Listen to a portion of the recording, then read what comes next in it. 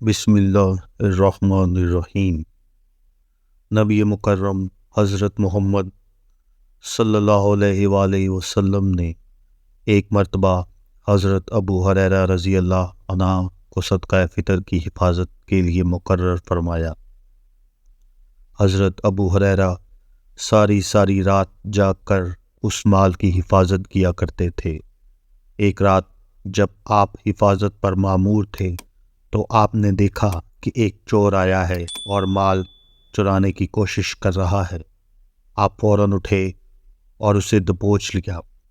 آپ نے چور سے کہا، میں تجھے نبی کریم صلی اللہ علیہ وآلہ وسلم کے پاس لے جاؤں گا۔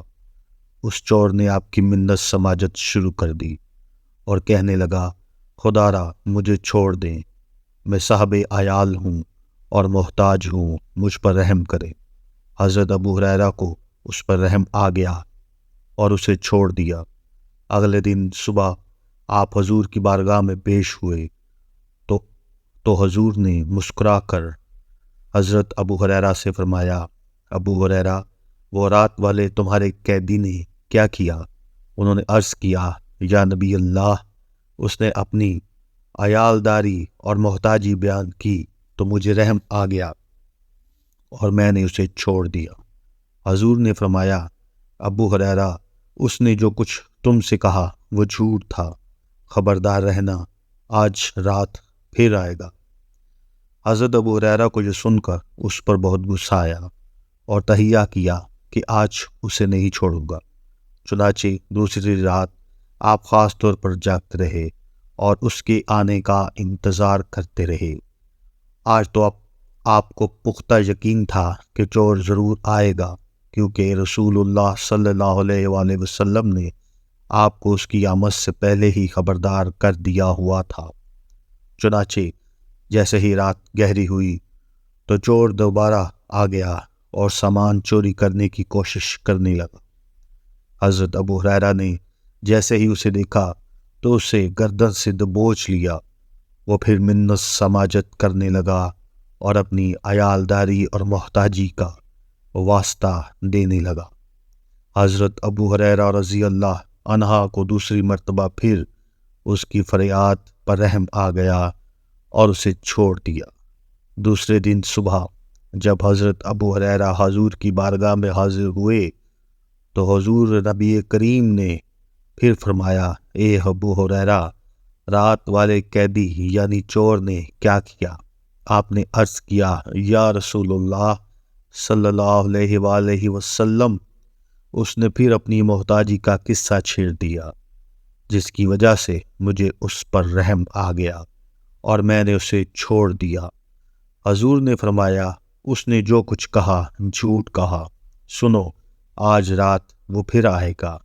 چنانچہ جب تیسری رات آئی تو حضرت ابو ہریرہ خوب چکنے ہو گئے، اور جیسے ہی وہ تیسری رات بھی آیا تو آپ نے اسے پکڑ لیا اور فرمایا، اے کمبخت، آج تو میں تجھے نہیں چھوڑوں گا، میں تمہیں پیغمبر خدا کے پاس ضرور لے جاؤں گا۔ وہ بولا، اے ابو ہریرہ، میں تمہیں چند ایسے کلمات سکھاتا ہوں جن کے پڑھنے سے نہ تو نفع میں رہے گا۔ سنو، جب سونے لگو تو آیت الکرسی پڑھ لیا کرو، اس سے اللہ تمہاری حفاظت فرمائے گا اور شیطان تمہارے نزدیک نہیں آ سکے گا۔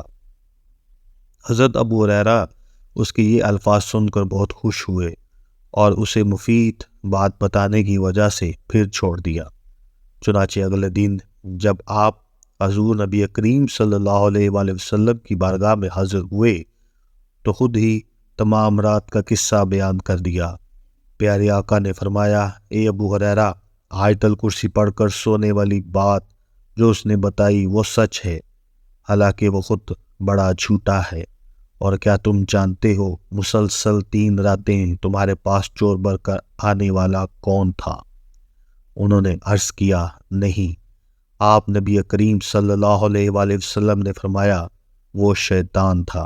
دوستو، شیطان حد درجے کا جھوٹا، مکار، دھوکے باز اور مردود ہے، جو ہر وقت ہر جگہ انسان کو بہکانے کے لیے موجود رہتا ہے۔ لیکن تاریخ کا مطالعہ کرنے سے پتہ چلتا ہے کہ بسا اوقات یہ انسان کے لیے مفید باتیں بھی بتا دیا کرتا تھا، جیسا کہ اوپر بیان کردہ حدیث پاک میں وارد ہوا ہے کہ رسول صلی اللہ علیہ وآلہ وسلم نے فرمایا، یہ خود تو جھوٹا اور مکار ہے، مگر آیت الکرسی پڑھنے کا فائدہ بتانے میں اس نے سچ سے کام لیا۔ اسی طرح تفسیر روح البیان میں ایک روایت یوں نقل ہے کہ ایک روز نبی مکرم حضرت محمد رسول اللہ صلی اللہ علیہ وآلہ وسلم مسجد سے باہر تشریف لائے تو آپ نے دیکھا کہ شیطان دروازے پر کھڑا ہے۔ آپ صلی اللہ علیہ وآلہ وسلم نے فرمایا، تم یہاں کیوں آئے؟ کہنے لگا، خدا کے حکم سے آیا ہوں تاکہ آپ صلی اللہ علیہ وآلہ وسلم اگر کچھ پوچھیں تو میں جواب دوں۔ آپ نے فرمایا، اچھا تو یہ بتاؤ تم میری امت کو نماز با جماعت سے کیوں روکتے ہو؟ کہنے لگا، یا محمد صلی اللہ علیہ وآلہ وسلم، جب آپ کی امت نماز پڑھنے کے لیے نکلتی ہے تو مجھے سخت بخار ہو جاتا ہے، اور جب تک وہ نماز سے فارغ نہ ہو جاتی بخار میں ہی مبتلا رہتا ہوں۔